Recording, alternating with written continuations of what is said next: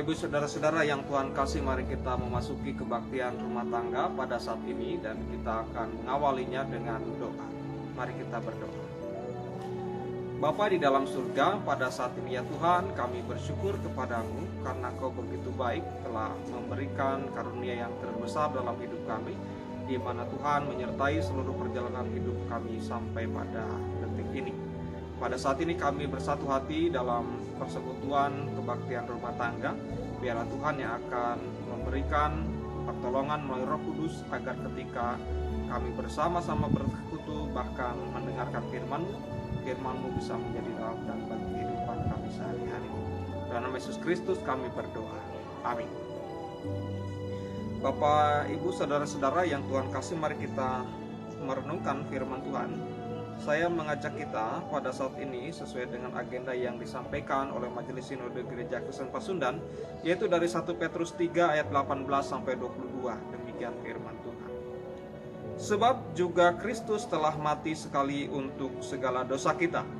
Ia yang benar untuk orang-orang yang tidak benar, supaya Ia membawa kita kepada Allah. Ia yang telah dibunuh dalam keadaannya sebagai manusia, tetapi yang telah dibangkitkan menurut roh, dan di dalam roh itu juga Ia pergi memberitakan Injil kepada roh-roh yang di dalam penjara, yaitu kepada roh-roh mereka yang dahulu pada waktu Nuh tidak taat kepada Allah. Ketika Allah tetap menanti dengan sabar waktu Nuh sedang mempersiapkan bahteranya, di mana hanya sedikit, yaitu 8 orang yang diselamatkan oleh air bah itu. Juga kamu sekarang diselamatkan oleh kiasannya, yaitu baptisan. Maksudnya bukan untuk membersihkan kenajisan jasmani, melainkan untuk memohonkan hati nurani yang baik kepada Allah oleh kebangkitan Yesus Kristus, yang duduk di sebelah kanan Allah setelah Ia naik ke surga sesudah segala malaikat, kuasa dan kekuatan ditaklukkan kepadanya. Bapak, Ibu, Saudara-saudara yang Tuhan kasihi, itulah firman yang kita dengar bersama. Berbahagialah setiap orang yang mendengarkan firman Tuhan, memelihara dan melakukan dalam hidupnya. Saudara-saudara, kita akan merenungkan firman Tuhan. Tema yang akan kita renungkan yaitu kesadaran pada Kristus adalah kekuatan utama menghadapi tantangan kehidupan.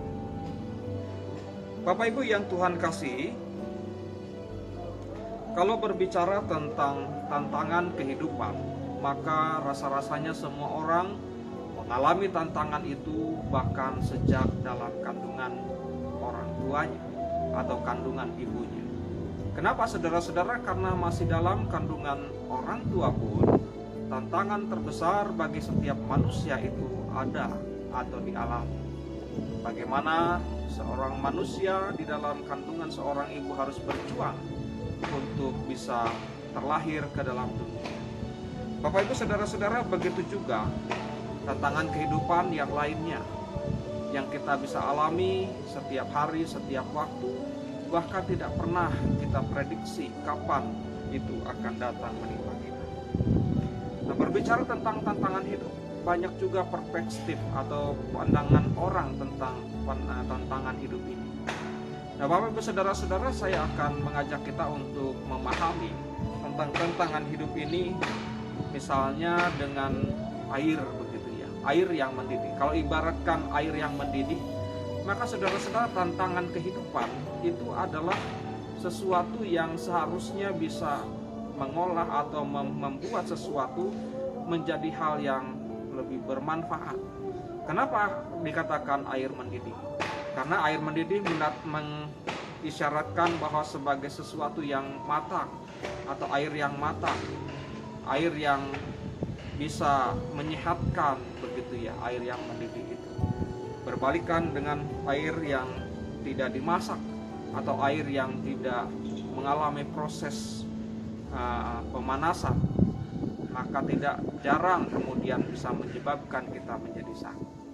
Nah, Bapak, Ibu, Saudara-saudara, artinya air mendidih adalah sebuah air atau satu air yang baik adanya dan bisa menyehatkan, bisa menyegarkan seandainya Bapak, Ibu, Saudara-saudara, kita memiliki pengetahuan yang benar tentang bagaimana kita bisa mencurahkan hati kita, diri kita dalam kehidupan pergumulan tersebut. Sekarang mari kita lihat Bapak Ibu Saudara-saudara, saya ibaratkan kalau kemudian air itu kita masukkan, atau ke dalam air kita masukkan telur begitu. Telur itu kita tahu bahwa ternyata telur itu di dalamnya berupa atau berbentuk cairan. Nah, ketika kita masukkan ke dalam air, maka yang terbentuk adalah telur tersebut menjadi keras. Ini juga menggambarkan betapa ada orang yang demikian. Ada orang yang ketika mengalami pergumulan, bahkan pergumulan yang hebat, justru itu membuat dirinya berkeras hati, membuat dirinya semakin tidak percaya, membuat dirinya menjadi orang yang egois, yang tidak mau saudara-saudara menerima masukan atau menerima firman Tuhan. Kekerasan hati seseorang justru tidak mendatangkan kebaikan seandainya itu terjadi dalam kehidupan kita. Nah, begitu juga saudara-saudara, kalau kemudian kita masukkan misalnya sekarang ke dalam air itu adalah kentang. Kentang itu saudara-saudara secara fisik keras. Ya, kentang yang kita sayur itu secara fisik memang keras. Tapi ketika kita masukkan ke dalam air yang mendidih, maka dia akan berubah menjadi lembut. Artinya Bapak Ibu Saudara-saudara, begitu juga gambaran seseorang. Ketika mengalami pergumulan dalam hidupnya, maka orang tersebut memandang bahwa pergumulan adalah sesuatu yang bisa mendatangkan kebaikan. Maka dia merubah sikap kekerasannya. Dia merubah prinsip hidupnya. Sekarang saudara-saudara menjadi sosok yang lembut, sosok yang murah hati, sosok yang baik sekali. Sehingga saudara-saudara memberikan kenyamanan bagi orang yang ada di sekitarnya. Itulah kentang. Nah, tipe orang yang ketiga, kalau kita masukkan ke dalam air yang mendidih itu misalnya kopi. Walaupun tidak semua orang suka kopi, tapi ini hanya sebuah ilustrasi. Jika kita masukkan kopi ke dalam air yang mendidih, maka yang terjadi adalah kita akan mencium semerbak harumnya. Apalagi kalau kopi tersebut kemudian ditambahkan gula sedikit, lalu terasalah rasa manisnya, dan kemudian orang meminumnya dengan nikmat dan penuh rasa syukur. Artinya Bapak Ibu Saudara-saudara, orang yang mengalami proses atau mengalami pergumulan yang demikian, dia berubah menjadi orang-orang yang luar biasa.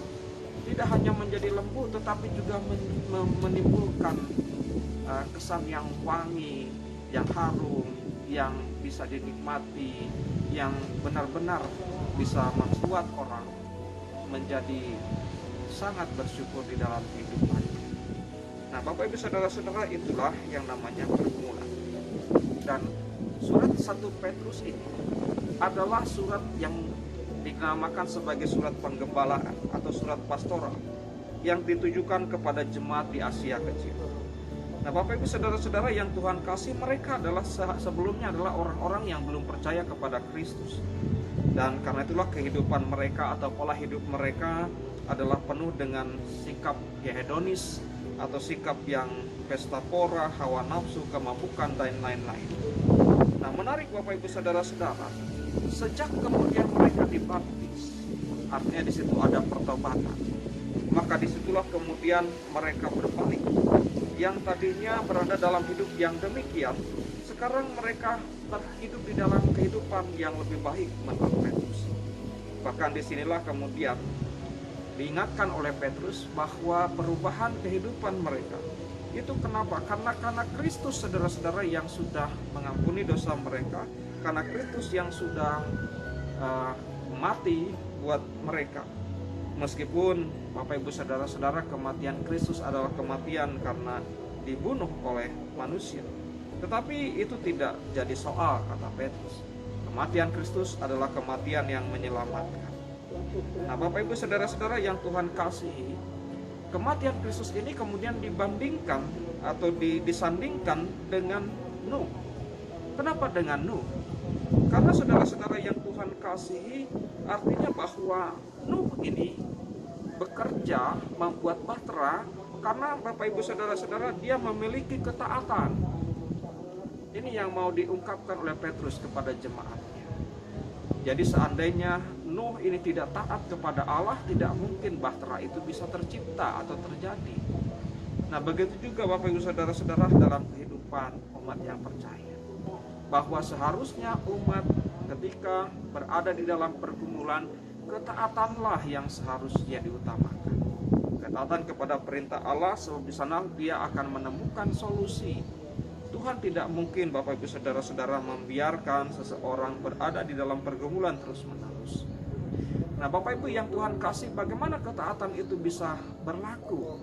Bagaimana kita bisa mempercayai Tuhan? Bagaimana kita bisa taat kepada Tuhan?